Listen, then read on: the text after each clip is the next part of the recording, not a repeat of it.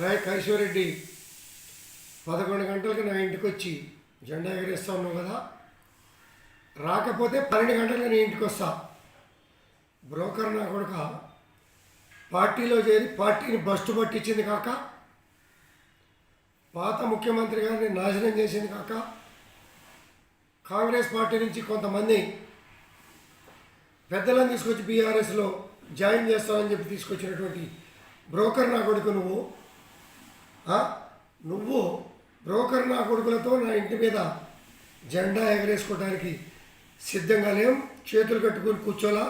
నా కొడుక నువ్వు నేను తేల్చుకుందాం రా. ధైర్యం ఉంటే నా కొడుక, లేకపోతే నేను వస్తా. నా పోలీస్ సిబ్బంది కూడా అవసరం లే, వాడో మేము తేల్చుకుంటాం. ఇది బీఆర్ఎస్ పార్టీకి నాకు కాదు యుద్ధం, కౌశిక్ రెడ్డి గారికి నాకు యుద్ధం. తేల్చుకుందాం. నువ్వు నేను బాంచే దేనికైనా సిద్ధమే. నా కొడుక రా, తేల్చుకుందాం.